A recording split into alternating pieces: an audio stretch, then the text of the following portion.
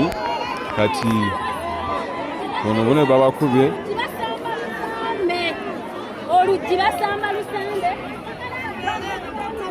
kati badduse embeera nga bw'ogiraba wano naye kati eno line ya gavuma ogiraba bweti kati oli abadde avuganya NRM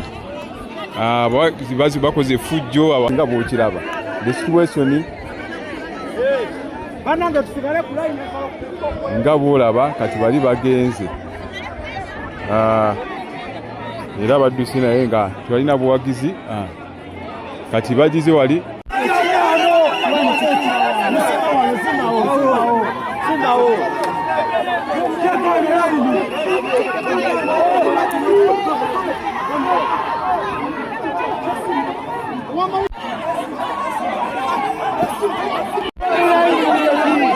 omoiri bamukubi wano bayayi bamukubi wano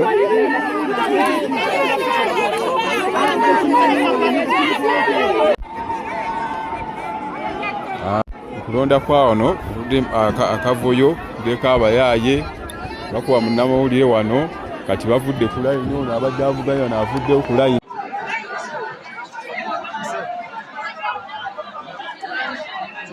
tandika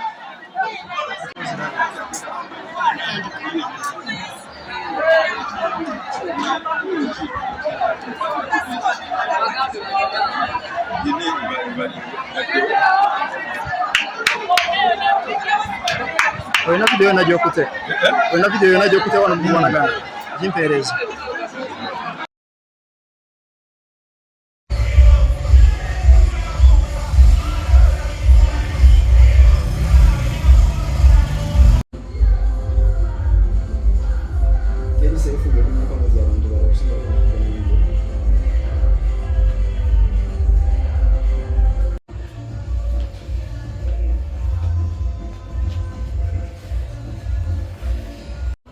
Bwe tutuuse ku poliisi Natete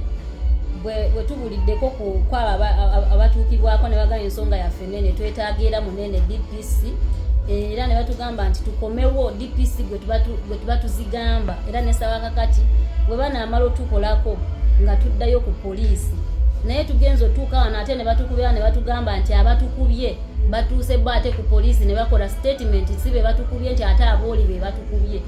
ninga abakubye muyina be mulabye abatukubye obutambi tubulina ababaddewo babukutte kubanga kamera zaffe ffe baazitutte naye zibadde live ababadde ku mpewo za KSTV balabye kiki ekibaddewo naye abantu ababaddewo bakutte obutambi era mugenda kubulaba kiki mwandiyagadde twaliyagadde ensonga zino zikwatibwe mu bwenkanya bwe tuba nga tutuuseko ku poliisi tuli bannamawulire tulaga ebitambula mu ggwanga bwe kibanga ekizibu kituuse ku ffe naffe twagala ensonga zaffe bazikwate mu bwenkanya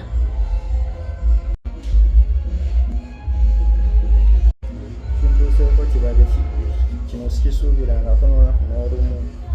kubanga ffe tubaye tugenda bugenzi mu maaso byesinga mu kulonda olaba mulimu emivuyo naye nga sijja emivuyo egiryawo nti gitiisa oba tiwali emivuyo egitiisa twasoose naye kwekengera nga tulaba lyasa alondesa yalwisizaawo okulonda ate nga bwakuba n'amasimu bwakuba eri amasimu kati nga tetutegeera butegeezi ki ekigenda bugenzi mu maaso oba bageza kugula obudde ndowooza nga yena abantu bagezaako okulinda oba ab'enjawulo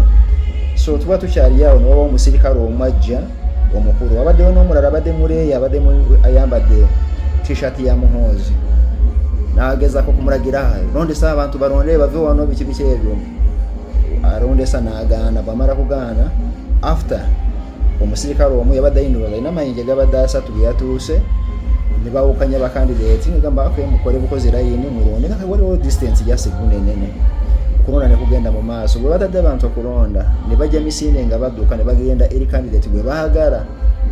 kati layini eyono omu akulembedde nebeerako abantu bangi naye eya opponent we kyeyune gwe tutegeddeko nti piso naye yesimbye okugwa chairman LC1 ng'eriko abantu nga 35 kati ne bafuuka batono mu kufuuka batono ate ne bagezaako kwagala kugifunza kugijja mu meters nga 20 gye babadde bajje bagigate bugase muno kati nga ffe tukavalinga buli kimu agavubuka agaragiddwa ono Jackson eyesimbyewo piso kwe kujja emisinde ne gatandika kutusamba ensambagere bankubye ebikonde muno n'ensambagere ne batuggyako kamera ne batuggyako ebikozesebwa bye tubadde tulina kati netugwa buguzi actually nabudde bugwi wansi nga simanyi na biki ebikyagenda bugenzi mu maaso kutuusa gwe banjoddeyodde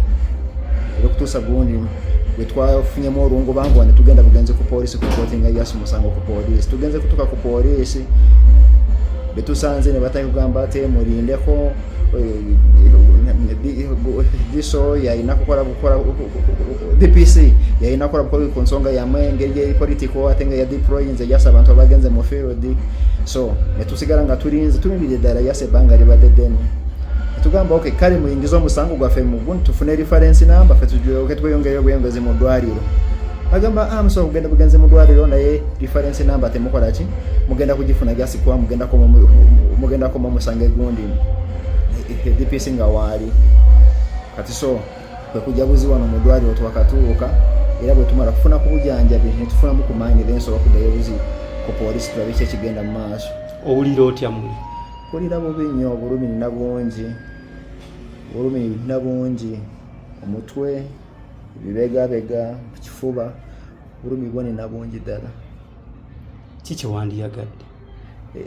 Kyanandyagadde kufuna bwenkanya ebintu byaffe bikomezebwewo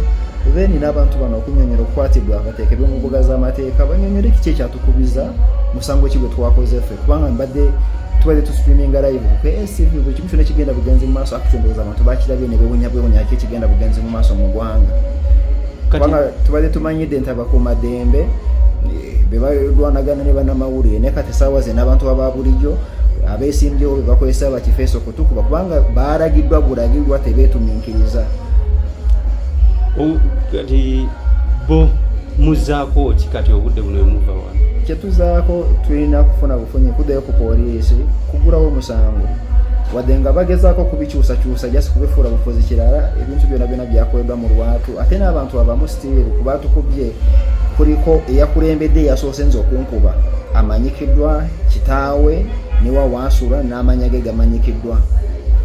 kati so basobola kubuzabuza byonna naye kijja kuba kizibu yasobola kubuzabuza byonna then ekirala waliwo n'obubonero obulala bugenda kulaga nti ono mwennyini yono kwa waliwo obujulizi bwe tusobola kwogerako jasi ku kamera.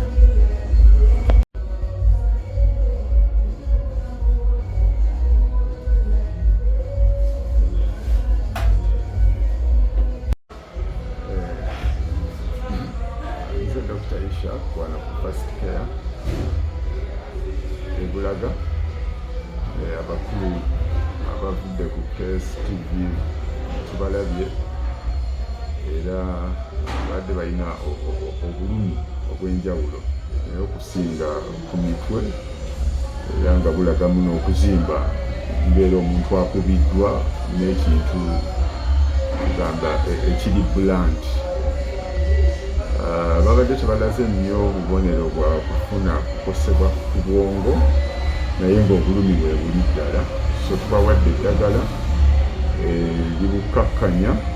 nga twongera okubeetegereza wabaawo obubonero obuyinza okujja oluvannyuma oba nga okwoneddwa ku mutwe oba nga okubiddwa mu lubuto mu ngeri etali bulungi naye bwe